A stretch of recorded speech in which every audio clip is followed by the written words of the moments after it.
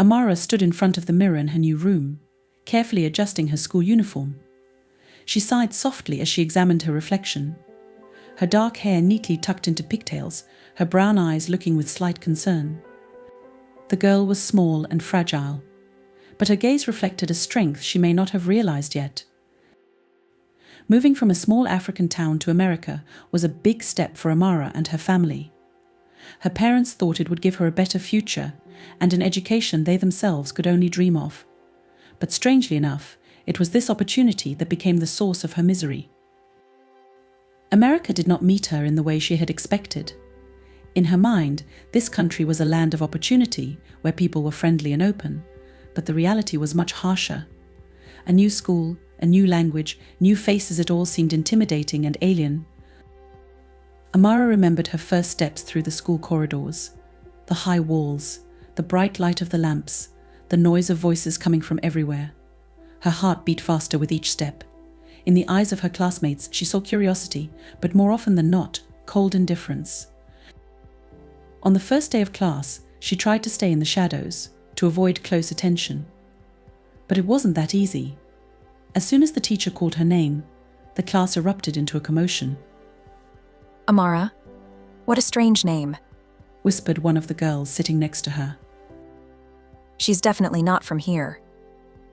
Someone else added, and Amara felt a chill run down her spine. School days were a real challenge for her.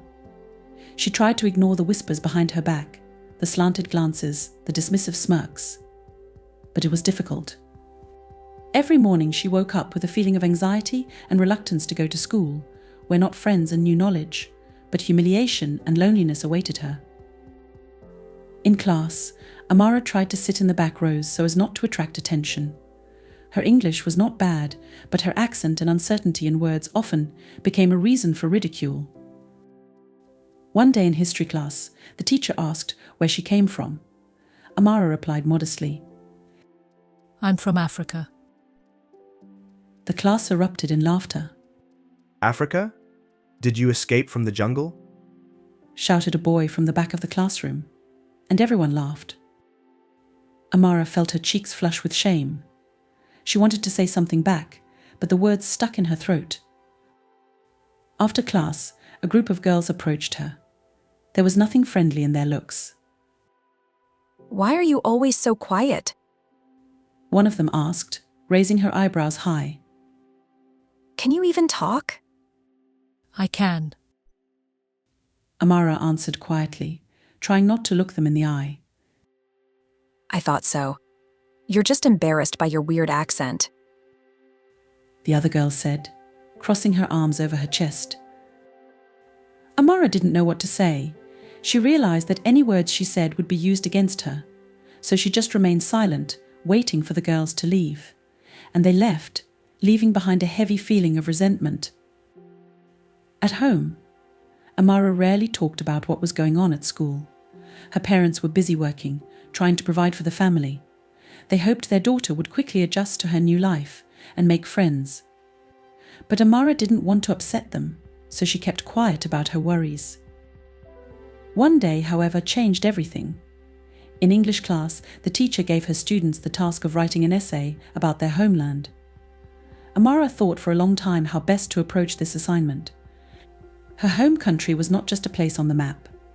It was the home where she spent her childhood, where she knew every path, every tree. But how do you tell that to people who don't even know where her country is? In the end, she decided to write from the heart. She described the green forests, the wide rivers, the warm sand at her feet. She wrote about how she loved to sit under a huge baobab tree and listen to the wind sing. She wrote about her people, about the traditions that had been passed down from generation to generation. When it was time to read the essay aloud, Amara felt her heart beating hard. She knew her classmates would laugh, or worse, just ignore her story. But when she began to read, there was silence in the classroom. Her voice shook, but with each line she felt more and more confident. After she finished reading, there was a pause. The teacher was the first to break the silence. "That was wonderful, Amara," she said with a smile. "You really showed us another side of the world." But the reaction of her classmates was mixed. Some clapped, some looked at her in silence, and some just turned away. Amara noticed, however, that there was no longer that mocking coldness in their eyes. She saw interest, albeit faint, but interest nonetheless. But the reaction of her classmates was mixed. Some clapped, some looked at her in silence, and some simply turned away. Amara noticed, however, that there was no longer that mocking coldness in their eyes. She saw interest, albeit faint, but interest nonetheless. After class, several students approached her. Are you really from there? Is it all true? One of them asked, looking at her curiously. Yes, it's true. Amara nodded, glad that someone wanted to know more. Were you really sitting under a baobab tree? The girl with the long blonde hair asked. Yes. Amara confirmed again, smiling. Cool. The girl replied briefly and left, but she gave Amara a warm smile as she said goodbye. This day was Amara's first step to becoming part of a new world. She realized that if she was proud of her origins and not afraid to talk about them, she would be able to find common ground with others. But she still had many obstacles to overcome on her way to accepting herself and making friends. Soon Amara began to notice that her classmates began to treat her a little differently. They stopped whispering behind her back and even started asking her questions about her country. Amara answered them with pleasure, feeling the ice slowly begin to melt. But not everyone shared her new interest in her. Some of the children still considered her an outsider and continued to stay away from her. But Amara wasn't so worried about that anymore. She began to find an inner strength and confidence that helped her to cope with difficulties. One day at recess, a girl named Sarah, who used to be one of her abusers, approached Amara. Hi, Amara. She began hesitantly. Could you help me with my history homework? I saw how well you did on your essay. You must know a lot. Amara was surprised, but then nodded. Of course I'll help. She replied, feeling a pleasant warmth inside. She was pleased that someone had finally asked her for help. They sat down at the same desk, and Amara began to explain the material to Sarah. She tried to speak slowly and clearly so that the girl would understand everything. As they chatted, Amara noticed that Sarah became more relaxed and even started to smile. Thanks, you're really good at explaining things. Sarah said at the end. I'm glad I could help. Amara replied as she felt her heart feel lighter. From that day on, their communication began to grow. Sarah was the first to really start to take an interest in Amara as a person and not as a strange newcomer. Gradually, they began to spend more time together, and Amara began to believe that she could make friends at this school. However, Amara still felt like she didn't quite fit in with her new life. She missed her home, her familiar faces and habits. But every day she was learning something new, growing stronger and more confident. She began to realize that no matter what others thought of her, she would always remain herself a girl from Africa, who came to this world with a special mission. Although her journey was just beginning, Amara was ready to take on all challenges. Every school day was a challenge for Amara. As soon as she crossed the threshold of the classroom, she felt a sense of anxiety that increased with every step. She was always met with a flood of whispers and stares that she could not escape. It seemed to her that the walls of the school were shrinking every day, as if they wanted to crush her with the weight of other people's misunderstanding and cruelty. At first glance, everything started out innocuously. A couple mocking comments about her clothes, a couple jokes about her accent. But it soon escalated into a real bullying incident. One of the boys, Jason, who always seemed to be looking for a victim, started bullying Amara right in class. Say something in English, Amara. He said with a smirk, making a grimace that resembled her accent. Just don't forget to add your interesting sounds. The class erupted in laughter, and Amara tried not to show how much it hurt. She lowered her head and focused on her notebooks, feeling her face flush. Why are you talking so weird anyway? At recess, one of the girls, Lisa, came up to her, scrutinizing her. Don't you know how to pronounce words? I'm trying. Amara replied quietly, trying not to meet Lisa's gaze. Maybe you should try trying a little harder? The other girl, Caitlin, added snidely, standing up next to her. Or just keep quiet, it would be better for everyone. Caitlin's words sounded like a sentence. Amara felt her world, her confidence crumbling. Every morning it became harder and harder for her to find the strength to go to school. She tried to do everything as quietly as possible, as inconspicuously as possible, so as not to draw attention to herself, but it didn't help. The bullying became more and more sophisticated and violent. At lunch, Amara was often alone. No one wanted to sit next to her.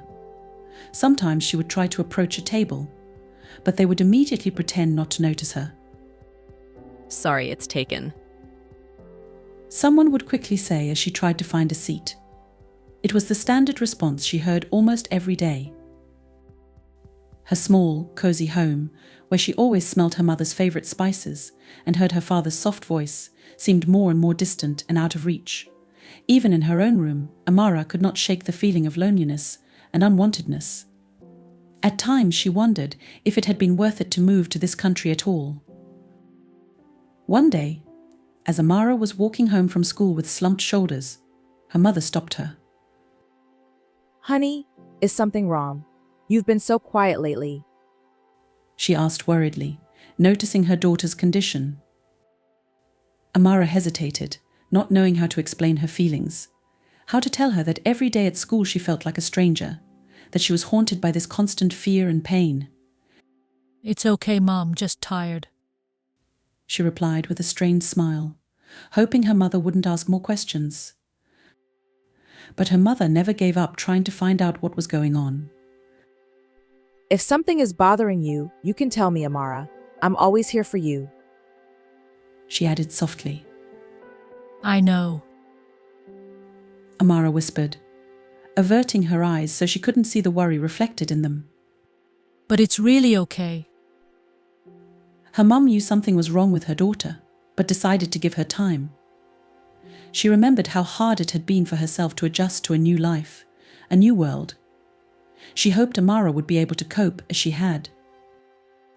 Meanwhile, things were getting worse at school. Even the teachers didn't seem to notice what was going on. Sometimes Amara caught their sympathetic glances, but none of them intervened.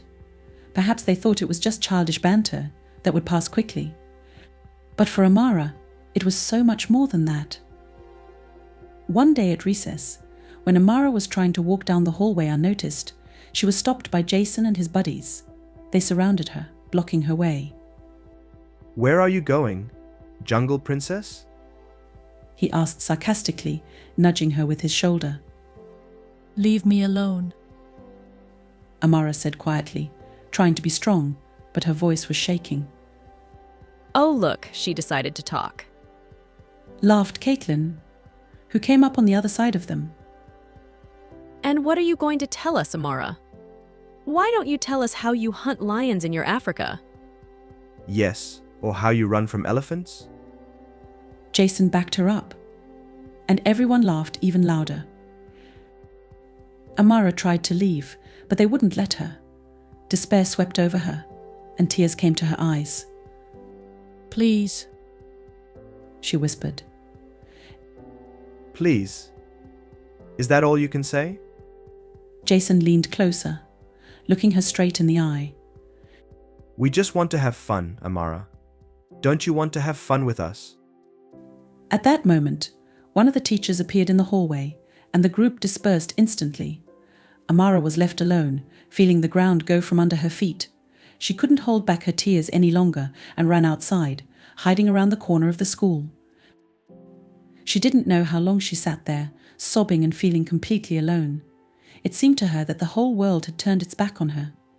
Was she really so different that she deserved all this? But there was a growing feeling inside her that she shouldn't give up. Amara realized that if she didn't stand up for herself, she would remain a target. But what could she do? How could she stand up to an entire class when even the teachers remained indifferent? The next day, Amara came to school with a new solution. She didn't know if it would help, but she knew one thing: she wouldn't be silent anymore. Her heart beat faster than usual when she entered the classroom. but she was ready for what lay ahead. Hi, Amara. May. Jason said mockingly as soon as she walked in. Ready for a new day? Yes. She answered confidently, trying not to show fear. And if you think you can break me, you're wrong. The class froze. No one had expected Amara to answer like that. Jason grinned, but there was a look of surprise on his face. Really? He asked again, but his voice was no longer as confident as before. Yes. Amara repeated, not looking away. And if any of you think you can intimidate me, let them try again. She knew she was only at the beginning of this fight, but she could already feel the fire inside her. A fire that wouldn't let her give up. As a child, Amara never gave much thought to the fact that her life was different from other children. Her world was a small village in the center of the African kingdom of Mwanzi, where she grew up surrounded by the love of her parents and the kindness of the people who surrounded her. Her parents, King Kitumba and Queen Naomi, did not live in a lavish palace as one might expect. Their home, though more imposing than the others in the village, remained simple and cozy. Amara thought of her life as ordinary, full of the joys and adventures any child might have. However, beneath this seemingly simple existence lurked a great mystery. Amara was the sole heir to the throne of the kingdom of Mwanzi, and her parents knew that one day she would have to ascend the throne and rule the land. But they also realized that in order to be a good ruler, she would have to go through trials that would strengthen her spirit and help her understand the true meaning of leadership. Amara's parents made the difficult decision to send their daughter to a distant country to get an education and experience life outside the palace. They wanted Amara to learn how other people live, face challenges and learn how to overcome them. They knew she would have to go through pain, loneliness, and possibly injustice, but believed it would make her stronger. Moving to America was the first step in this difficult journey. King Kitumba and Queen Naomi tried not to show their daughter how hard it was for them to let her go, but they knew it was necessary. On the day of departure, they hugged Amara for a long time, giving her warm words of encouragement. Amara, said her father, holding her hands. remember that we are always with you, even when we are not with you. You have a strength in you that no one else has, and one day you will realize what that means. You are special, my dear. Mum added, stroking her cheek. Never forget who you are and what you have inside you, the strength and wisdom that will help you overcome all challenges. Amara didn't fully understand what her parents were saying, but she knew she had to be strong for their sake. Moving to a new country seemed like an exciting adventure, and she believed she could handle any challenges. However, the reality was much more difficult than she had anticipated. In America, Amara immediately faced misunderstanding and dislike. Her accent, appearance, and habits all made her stand out among her peers, and not for the better. Amara quickly realized that the world outside of her home kingdom was not at all as welcoming as she had thought. As the weeks passed, Amara became more and more withdrawn. She didn't want to bother her parents with her problems, so she never told them how she was teased at school or how hard each day was for her. But she knew her parents felt her pain, even though they were far away from her. One night, while Amara was on a video call with her parents, her mom noticed something new in her daughter's eyes, a tiredness and sadness that wasn't there before. Amara, honey, how are you? Queen Naomi asked, trying to catch something in her answer that wasn't being said out loud. I'm fine, Mom. Amara replied with a strained smile. I'm just tired after school. We know this isn't easy for you. King Kitumba said softly. But remember that these trials will help you grow stronger. We are always here for you, Naomi added. even if you don't feel it. Amara nodded, trying to hide her tears. She didn't want her parents to worry, but a storm was brewing inside her. She felt like she was losing herself, that it was getting harder every day to remember who she really was. Her heart ached with loneliness and resentment, and she didn't know how to deal with it. However, the mystery of her origins soon began to surface. In one of her geography classes, the teacher was talking about the countries of Africa. He mentioned the kingdom of Mwanzi, and Amara froze when she heard the familiar name. Mwanzi is a small kingdom located in Central Africa, the teacher began. It is a country rich in history and culture. The ruling dynasty is descended from ancient chiefs, and the country is now ruled by King Kitumba and his queen Naomi. They take great care of their people and try to keep the traditions of their ancestors alive. Amara felt her heart begin to beat faster. Her home kingdom, her parents, it was all suddenly a reality in this distant classroom. But she knew she couldn't reveal her secret. If her classmates found out she was a princess, it would only make things worse. She was already teased for being different, and if they found out the truth, their taunts would become even more cruel. That day, Amara realized that her mission was much more complicated than she had ever imagined. She not only had to survive in the new world, but also to preserve her true identity, to stay true to herself and her family. Her parents, despite all their love, could not protect her from the trials that lay ahead, but they believed in her, and that gave her the strength to go on. Shortly after class, Amara spoke to her parents again. She felt she had to ask them a question that had been plaguing her for a long time. Dad, Mom. She began, trying to hide the excitement in her voice. Why did you send me here? Why can't I go home? Her parents looked at each other. There was a shadow of sadness on their faces, but also a realization that this moment had to come. Amara, Naomi began softly. we didn't send you here because we wanted you to suffer. We did it because we know that one day you will be a ruler. And to be a good ruler, you need to understand the world other people live in. You need to know how to overcome difficulties, how to be strong when everything seems to be against you. We want you to be the kind of ruler who not only knows how to run a country, but also understands how to live, how to fight, and how to win. Kitumba added. You must go through these trials to understand what true power is. Amara listened to their words in silence, feeling the weight of responsibility weighing on her shoulders. She knew her parents were right, but that didn't make it any easier. She was just a girl, and it was hard for her to handle what was required of her. But after talking to her parents, a new strength began to dawn in Amara's soul. She realized that her path was not only a path of suffering, but also a path of growth. She began to see her trials not as punishment, but as an opportunity to become stronger, wiser, and more prepared for what lay ahead. Amara decided that she would be resilient. She would accept the challenge of fate and become the person her parents saw her as, a wise, strong, and fair ruler. Though her secret remained unsolved to everyone around her, Amara knew that her heart would always belong to the kingdom of Mwanzi, and one day she would return there to fulfill her destiny. With each passing day, school life became more and more difficult for Amara. The constant ridicule and humiliation accumulated like a heavy weight that she carried with her everywhere she went. She was in pain, but she tried not to show it to anyone, not even her parents. Their care and love kept her going, but Amara felt her strength waning.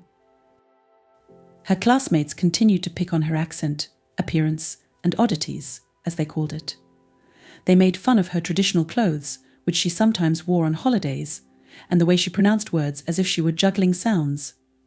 Jason and his company never missed a single opportunity to jab her with a word or gesture. Even when the teachers tried to intervene, it made little difference. Amara was still an outcast. Her only consolation was her studies. Immersed in her textbooks, Amara could forget what was going on around her for a while. She diligently did her homework, worked on projects, and, despite the pressure from her classmates, achieved high results. Her successes did not go unnoticed, but it did not bring her much joy because every time she got a good grade, she was only hated more.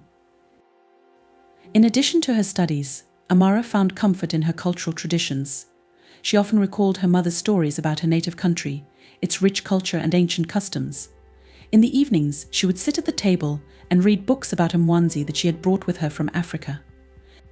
She found something familiar and native in these pages that helped her to stay connected to the world she had grown up in. Sometimes, when no one was around, Amara would pull out the traditional jewelry and costumes that her mother had neatly stacked in her suitcase before she left. She put them on and looked at herself in the mirror, trying to see the princess her mother had spoken of. But it seemed to her that the reflection did not match the image she had envisioned. She found it hard to believe that she was the princess, the heir to the kingdom her parents had told her about. At times, Amara began to question her past. Why had her parents never told her directly about her status? Why did they choose to send her to America? What did it mean to be a princess if you had to live so far away from your country, among people who didn't understand you? Mama, Amara asked one day as they sat together in the kitchen. why did we leave Munzi? Why can't I go back home? Her mother looked at her sadly but answered calmly. We wanted you to get a better education, Amara, to see the world and learn many things that will be useful to you in the future. You must realize that you have a special destiny. But why can't I find out now? Amara didn't stop. I feel like I'm not being told something. Her mother hugged her gently and whispered, It's too early for you to know the whole truth, dear. But when the time comes, you'll know everything. Just be patient and believe in yourself. These words calmed Amara a little, but did not dispel her doubts. It seemed to her that her future was hidden behind a curtain that she could not lift. Still, she decided to trust her mother and father, believing that they were leading her on the right path. An important day in the life of the school was approaching International Day. Every year the school held this party to celebrate the diversity of cultures represented in their small community. The students were asked to prepare presentations about their countries, and Amara, despite her fears, decided to participate. The idea of speaking in front of the class scared her, but she realized that this was her chance to show others that she was not just a girl from a faraway country. She decided to talk about the culture and traditions of Mwanzi, its ancient history, and the people who cherish their customs. Amara spent hours preparing for the presentation, gathering materials and remembering her parents' stories. When the day of the feast came, Amara wore her best traditional dress, a brightly coloured, beaded dress. Her hair was braided into neat pigtails, and around her neck she wore a necklace that had been passed down in her family for generations. On this day she felt closer to home than ever before. There was a festive atmosphere in the hall. Flags of different countries were hanging everywhere. National dishes were on the tables. The students spoke one by one about their cultures, and then it was Amara's turn. She stood in front of the class. Her heart was racing, but she gathered her courage and began to speak. My home country is Mwanzi. She began, trying to keep her voice from shaking. It is a small kingdom in the center of Africa, where culture and tradition play an important role in people's lives. Amara talked about the rich history of her country, the beauty of its nature and the friendliness of its people. She showed pictures she had brought from home and shared stories she had heard from her parents.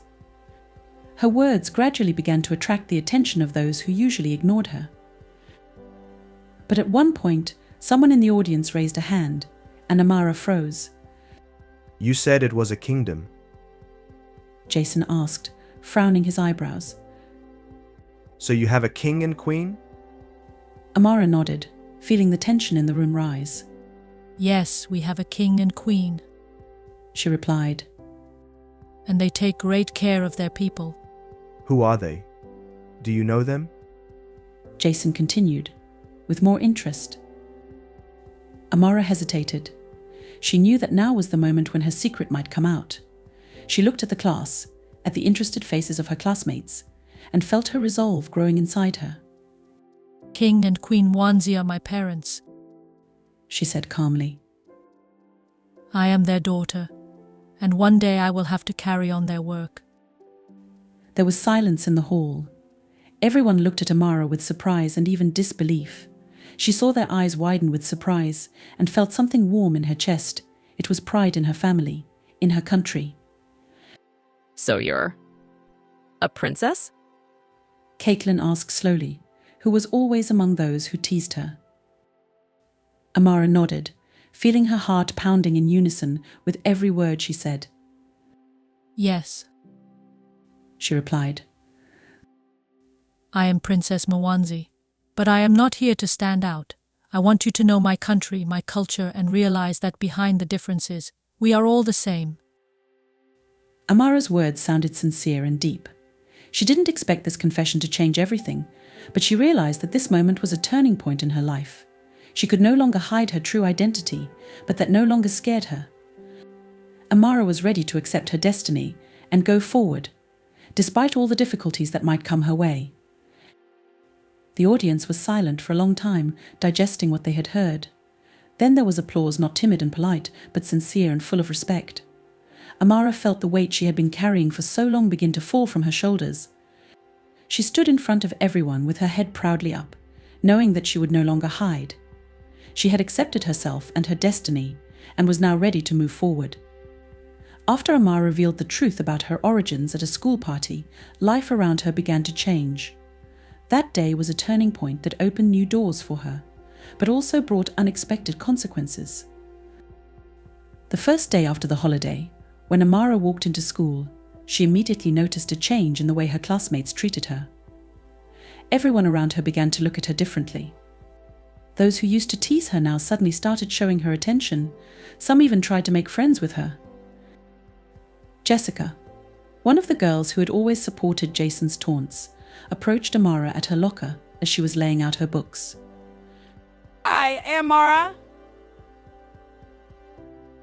She began uncertainly. I wanted to say you were very brave at the party. I didn't realize you had such an interesting story. It must be cool to be a princess.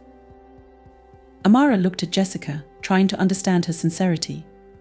This girl had never shown any interest in her life before, and now all of a sudden she was saying such words. Amara sensed that there was more than admiration behind those words. Thank you, Jessica. Amara replied calmly.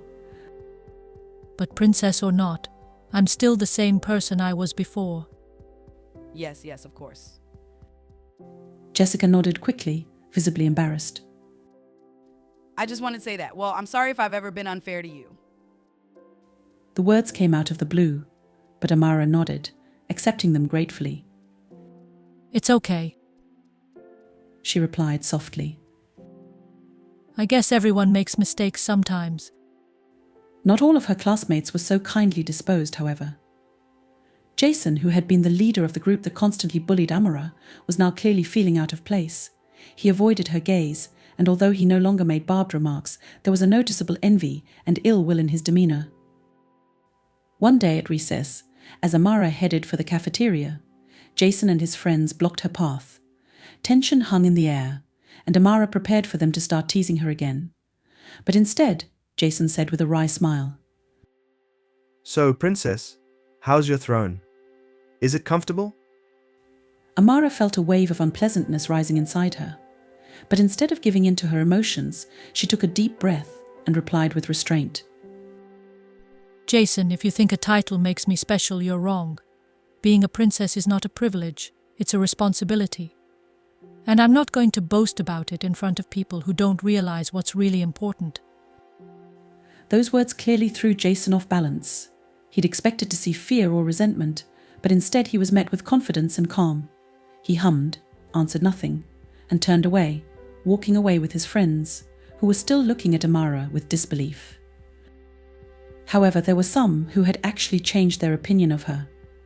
Caitlin, one of the most popular girls in the school, had always shown an interest in culture and art.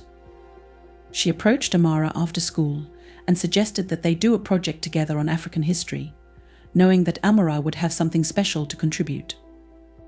Amara. Caitlin began as they sat in the library working on the project. I really want to learn more about your country. I never realized that Africa had such rich cultures and histories. Why didn't you tell me about it before? Amara smiled as she looked at Caitlin. I tried. She admitted. But sometimes it's easier for people to judge others without trying to understand them. I'm glad I have the opportunity to tell you and others what's important to me. Each day, Amara was drawn to Amara more and more by the boys who wanted to get to know her better. They began to wonder what it meant to be a princess in today's world, and what it was like to carry such a responsibility on their shoulders. Some started asking her questions about Mwanzi, her family, and how she saw her future. One of those kids was Thomas, a quiet and withdrawn boy who never participated in Amara's taunts, but never tried to support her either. One day he approached her at recess and hesitantly asked, Amara, can I ask you a question? Aren't you afraid of being so special? Amara was surprised by his question, but answered sincerely, Being special isn't always easy, Thomas. But I've realized that it's not how others see you, but how you see yourself that matters. If you know who you are and what you can give to the world, then all fears become less of a big deal. Thomas nodded, thinking about her words. You're right. Quack, He said, smiling. Thank you, Amara. But despite the displays of friendship and respect from her classmates, Amara couldn't help but notice that some of them still didn't accept her. Envy and resentment still hung in the air, and Amara realized that she would have to live with it. However, instead of feeling sad about it, Amara decided to use her new popularity and respect to unite her classmates. She began suggesting ideas for new projects, inviting the boys to participate in various school events related to culture and art. At one of these events, dedicated to African music and dance, Amara proposed to organize a workshop where she would teach her classmates the dances of her people. Many agreed, and that afternoon the school hall was filled with the sounds of drums and cheerful voices. Amara felt her soul fill with joy as she saw her classmates' interest and respect for her culture. She realized that she had been able to achieve what she had wanted for so long: acceptance and understanding. But along with that came the realization that she herself had changed. Before, Amara had been afraid to stand out, afraid to be different. Now she realized that her uniqueness was her strength. Even though some people still didn't understand or accept her, she no longer felt alone. She had friends who saw her not just as a princess, but as someone to share joy with and support in times of need. Nevertheless, Amara knew that new challenges lay ahead of her, but now she was ready to face them with confidence and faith in herself. She knew that her journey was just beginning and that there was a lot of work ahead. But with each step she grew stronger and wiser, ready for whatever the future had in store for her. After her secret was revealed and her classmates' attitudes towards her changed, Amara began to realize that new opportunities had opened up before her. However, along with this, she realized that being a princess was not just a privilege, but a great responsibility. Each day she became more and more convinced that her power was not in her title, but in how she used that status to benefit those around her. Inspired by her new position, Amara decided to focus on helping other kids who, like her, were facing bullying. Her own experiences made her more sensitive to the suffering of those who felt isolated and humiliated. She began to notice those who, like herself, once sat alone at recess or tried to avoid extra attention. One of Amara's first steps was to start a support group for children who were having trouble connecting with their classmates. She approached the school psychologist with a proposal to organize weekly meetings where kids could share their problems and get help. The school psychologist supported the idea, and soon the group began its work. At the first meetings, Amara saw how difficult it was for some of the children to open up, how hard it was for them to talk about their worries. But her own story became a source of inspiration for many. She told how she herself had gone through pain and humiliation, how she had long searched for the strength to cope with the situation. I was afraid too, Amara said at one of the meetings. I felt that no one understood me. But then I realized that if I could deal with it, I could help others. It's important not to hide your fears, but to share them. Together we are stronger. These words gradually began to penetrate the children's hearts, and the support group became a place where they could be themselves. They began to open up and share their stories, and Amara was happy to see how they began to change, to become more confident and stronger.